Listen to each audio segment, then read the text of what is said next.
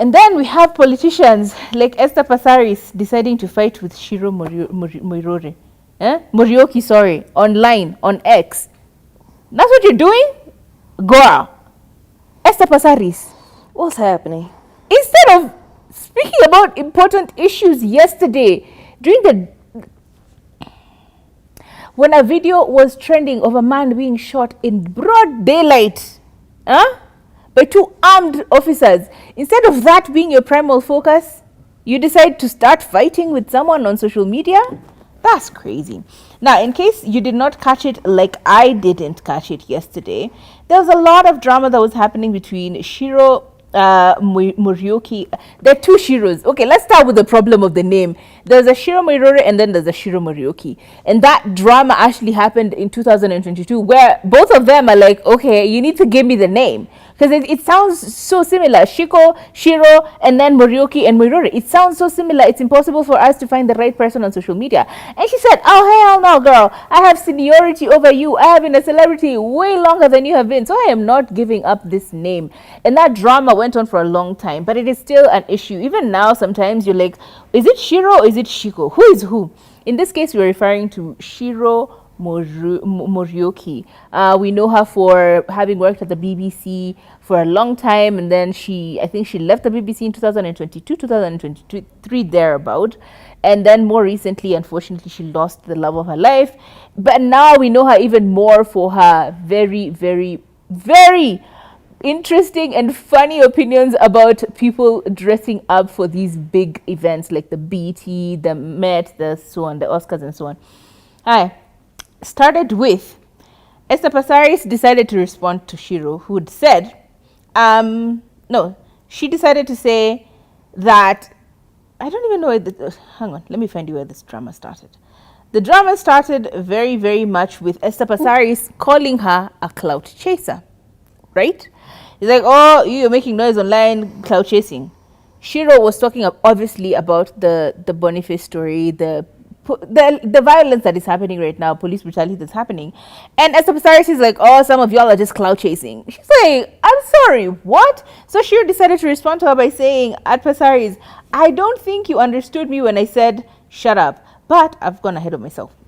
Esther Passaris said, some of you are busy trending for likes while Kenyans bleed. Step up or step aside.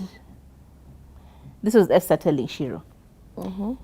Ciru responded by saying, at Esther Passaris, maybe focus on delivering what Nairobi needs instead of policing my lane. Your silence on real issues is louder than my clout. Do your job. Esther Passaris said, girl, you are not going to read me for filth online. 10,000 people liking this. I will read you for filth right back. She said, at Ciru, your sanctimony won't erase your history of gimmicks. I serve my people, you serve yourself. Ciru said, girl, what? My gimmicks have more impact than your empty promises. Check the polls, not my bio. And then attached a screenshot of a recent survey that was conducted showing the declining popularity of Esther Passaris among the people. This went on back and forth with now Ciru and her Gen Z following coming at Passaris. People had a lot to say. In fact, if I can sample some of the stuff, I don't think I want to sample some of the stuff, but there was not a lot of people who were happy with Esther Passaris, but also Esther Passaris and ODM. In fact, ODM Kenya tweeted, Esther fights for us, leave her to lead. We're like, I'm sorry, ODM, can you shut up wherever you are? What are you doing yourselves? Nobody cares. Yeah? Gen Z rallying behind Ciru saying, Ciru speaks truth to power. Passaris can't handle it. Team Ciru. And then the hashtag Team Ciru trended for a while yesterday, actually, with a lot of activists and Gen Z coming through and rallying behind her. And of course, this just goes to say, yeah, it's for me, it's funny. Like, Ciru even went to her social media, her Instagram, and posted a story of her just like saying, someone check on Passaris. And we're like, honey, what happened? Ciru is over there telling truths like nobody else. She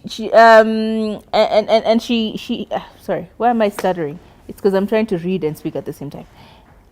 Look, reality of the matter is this. It's simple, it's factual, it is what it is. Numbers don't lie. Polls don't lie. People's resounding statements about you as a politician, in addition to other, when they say, oh, the political class, they don't say political class minus Esther Passaris. We say political class, period. If you are in the political class, you are at fault, right?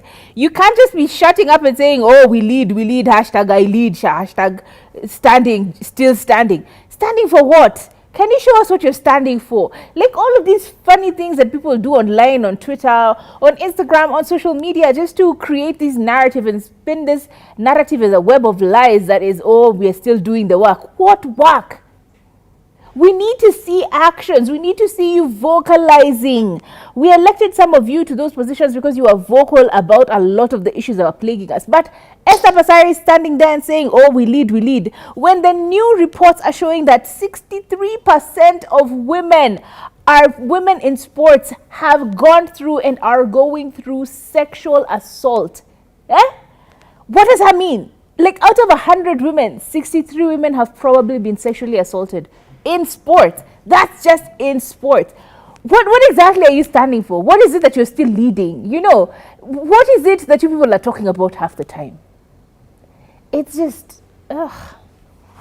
Politicians arguing with citizens on social media is so uncouth. It's not giving what you think it is. It really isn't. You know how we look at Trump's tweets and we're like, oh, crazy. Man. It's the same way we look at it when you're arguing with people.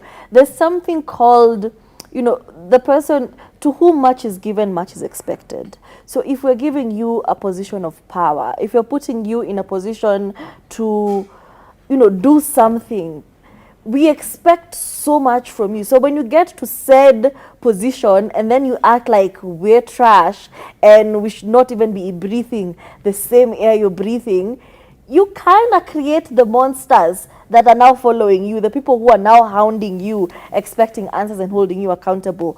Honestly, y'all need to do better. Y'all need... Why is Esther Passaris, you know, arguing with Ciru online? Anyway, even then a time when the DIG was being asked, hey, this person, about Alberto Juang, and she came out very quickly to give the DIG an alibi, talking about, oh, yeah, I was here with him when he received said news. And I'm like, what does that have to do with anything? You know, what was the reason? Why did you feel the need to insert yourself? And even right now, if you look at the conversation, it is her once again inserting herself. Why are you looking for attention like that? Like, let your work speak for you. I remember when, you know, Esther Passaris became popular because of the Adapter Light campaign that she was doing, where she would, you know, make sure that Nairobi and its environs were lit. You know, do you remember that? Like actual power. That Esther Passaris? She moved the electricity around the... I'm like, yes, girl. You were doing when you were lighting up the streets. Now look at you. What are you doing now? You know, your legacy cannot be, she did one thing, in she was recognized, and then she became the people. Stop it. No. Stop it. And since we cannot help her,